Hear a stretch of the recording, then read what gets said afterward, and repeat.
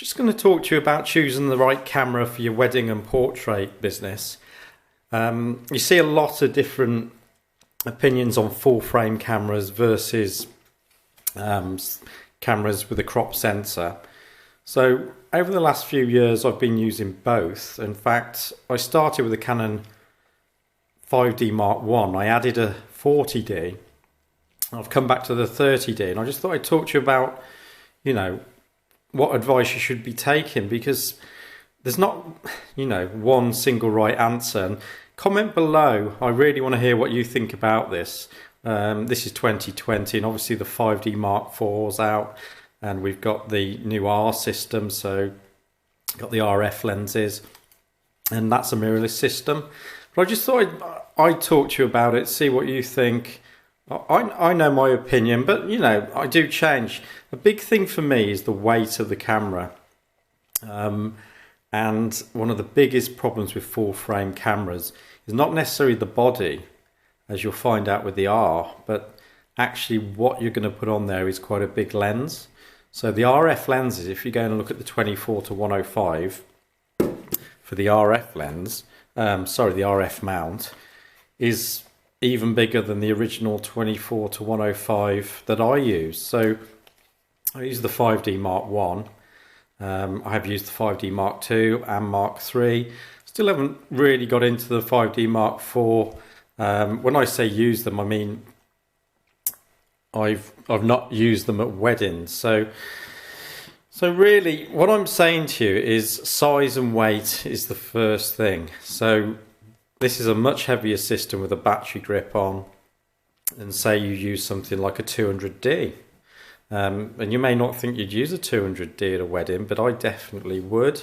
So the 200D and the 250D, these are really good cameras. One thing I will say, if you are looking at those cameras, just have a look on top, because if you're thinking about buying one, Canon actually have removed the center pin, so you can't use your flash guns, aftermarket ones like the newer with the single pin in the middle.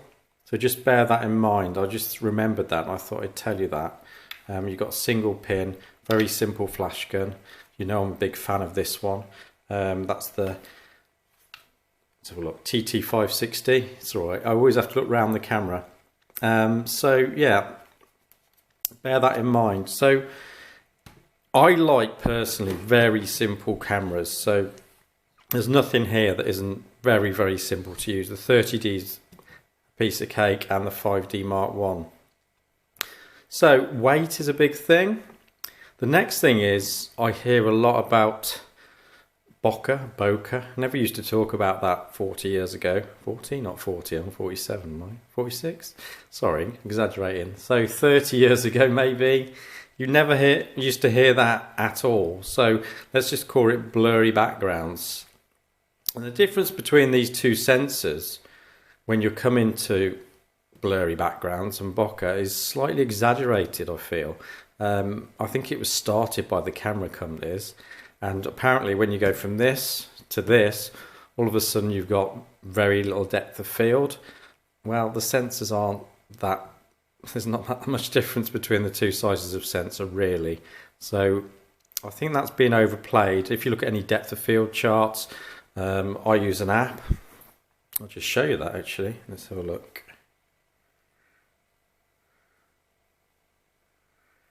I'm just finding the app. This is a break in the video. Here we go. So I use this little app here, and I can assure you it's a depth of field app. If you start going into it, there's not a massive difference in depth of field between these two cameras. So that's not really a valid reason for, owning one over the other. So why do I use a crop sensor? Well, that body is lighter than a 5D Mark I. So as a backup body, it's absolutely perfect. And that body will just slip into the bag and just stay there. Won't be used a lot at a wedding now, but I always know it's there. And the layout, so everything about this camera matches the 5D Mark I. And start thinking about your cameras as a system.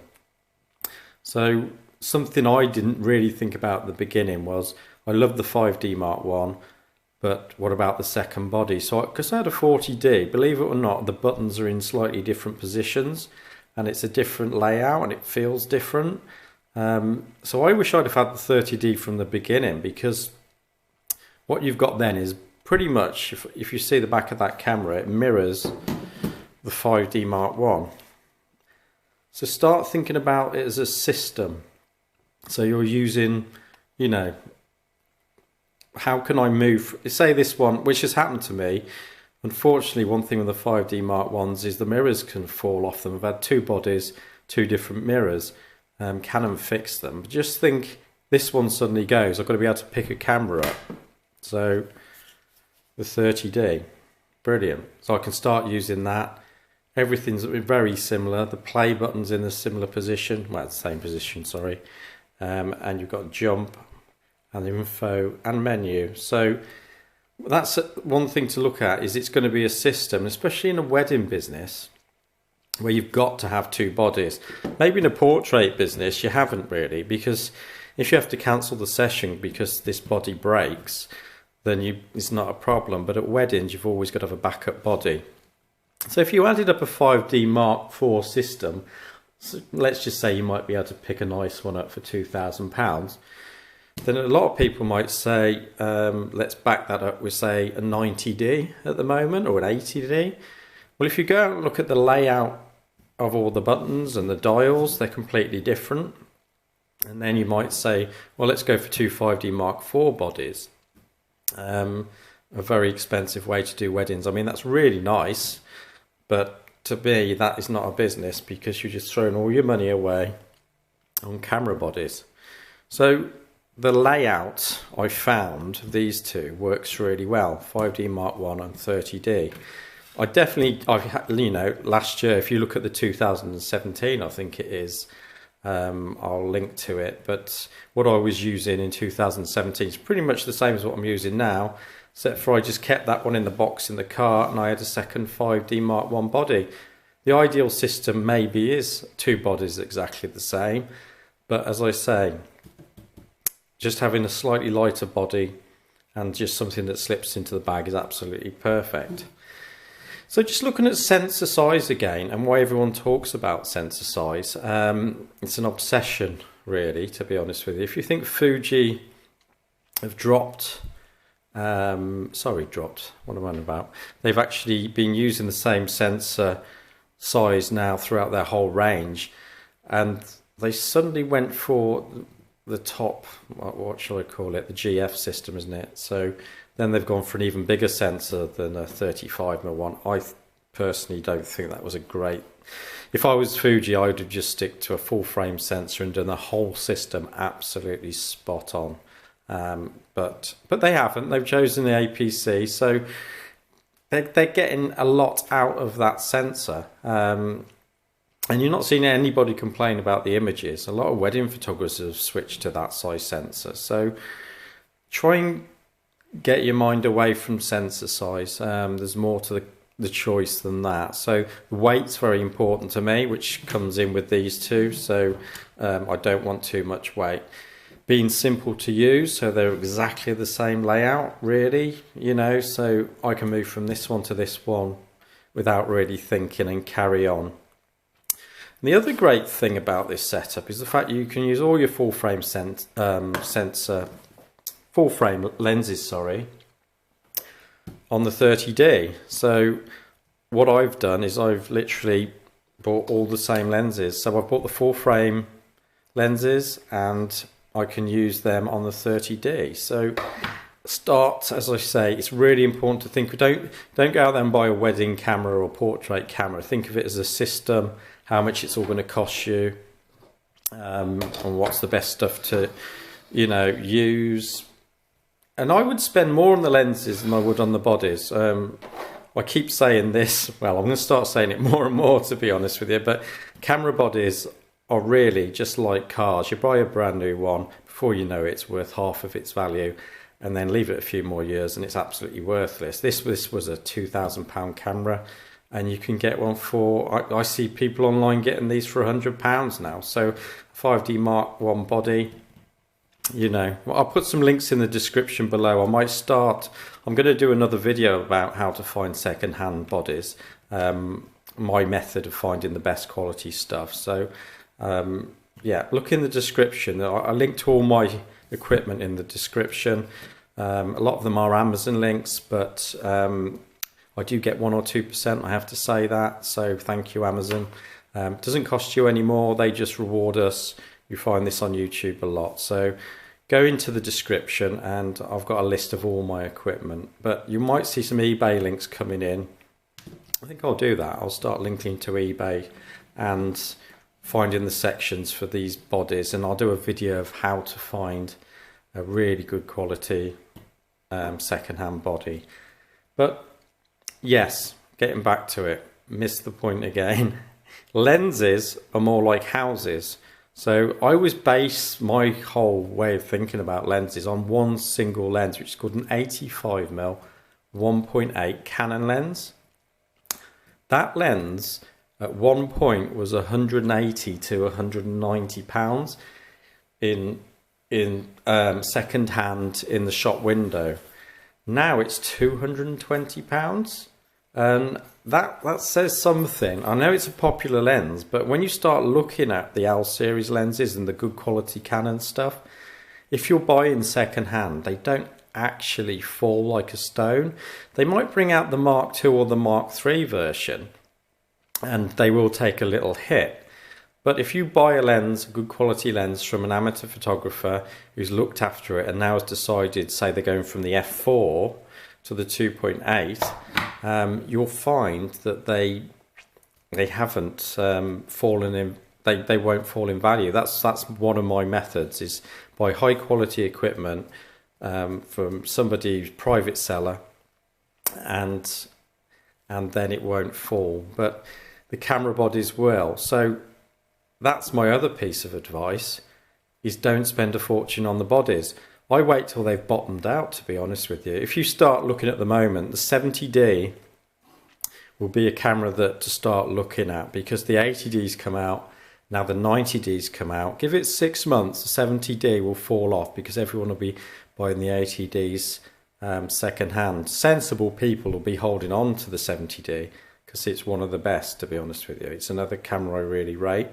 Another little camera that's brilliant is the 100D, which I've used as a backup camera for weddings, and to be honest with you, still very tempted because it's much smaller and lighter than this one, as there is metal in this camera. So the 100D as a little backup body will be ideal. And then you'll see the 200D. So the market, it just slips with bodies and everyone just rules them out. It's just literally like, oh, it's brilliant 1 minute, throw it away, no good.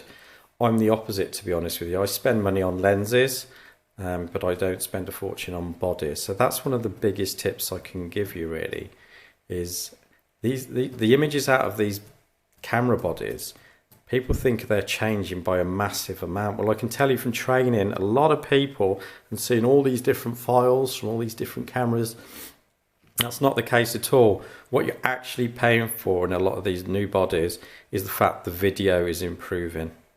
And the video, that is where all the research and development's gone in. And the stills, to be honest with you, I think peaked a long time ago. There are phantom type cameras like the Canon 5D, the R and the S, and you know, sorry, is it the S and the SR? I can't remember now. But that particular camera was a bit of an amazing feat by Canon. This new R system that's come out, that's again, if you think about it, they're trying to sell a new lens system. At this point in time, Canon have actually just mentioned that they're not putting any more R&D into EF lenses. They're putting it into their new RF lenses, which will upset a lot of people, to be honest with you. And I personally think that is a bit of a mistake. But we'll see what happens. People like mirrorless cameras, you'll know what I think about mirrorless cameras. I'm recording this video on one. This works very well for me, and I have done weddings with mirrorless cameras, but for many different reasons, I personally wouldn't touch one. You find a lot of the people that are using them for weddings, maybe aren't used in flash, but that's for another video. Maybe that could be my next point, is mirrorless versus DSLR. Well, DSLRs, you're optically looking through the viewfinder. You're physically seeing what's in front of you no matter what. And with flash photography, I don't want to get technically into it. Maybe I've got to do a separate video to show you. As soon as you're looking at an electronic viewfinder and you're trying to work in manual mode, you've got a blacked out viewfinder when you're inside at 200, 205.6. So it's a nightmare in my opinion for flash. Again, completely disagree with me. Please comment below and talk between yourselves, because you know, this is a change in time for cameras, and you know, maybe I'm not embracing this world, but to be honest with you, I feel like it's a step backwards, not a step forwards for cameras. I appreciate that Canon are improving the ability to get, say, a 24mm shot, wide angle shot on this camera. Sorry, with this lens on this body, you might get soft edges. Say we're at 5.6, that's not amazing. You have to go for more like 28.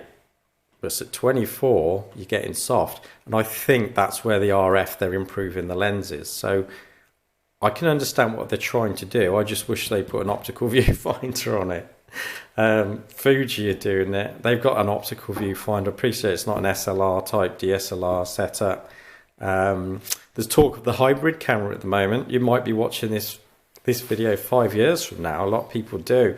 And, you know, is the hybrid the answer? I feel it is. I think we actually want the choice of straightforward optical and the option to electronic for maybe people that like that. I personally don't. I've seen even the brand new R in video mode. If you look through the viewfinder, there's a massive lag inside and the fluorescent lighting. You can't walk backwards down an aisle with a lot of the mirrorless cameras because there's so much lag and you don't know where you are. So hopefully we'll have a nice optical and RF system coming through soon. There's talk of it, so I'm hoping that that happens. And if it does happen, then maybe I will be looking at that. But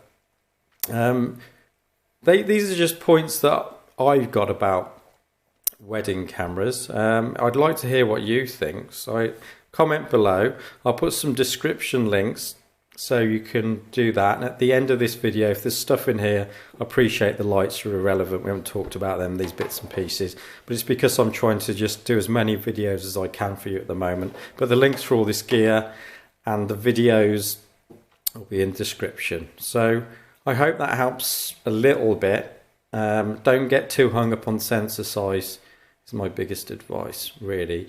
Learning how to edit these files so you haven't got a lot of noise is half the battle. 30D isn't noisy if you know what you're doing with it. The 5D Mark I isn't if you know what you're doing with it. But maybe that's future videos. We'll get behind the computer and we'll take a look at these files. Okay, so thanks a lot.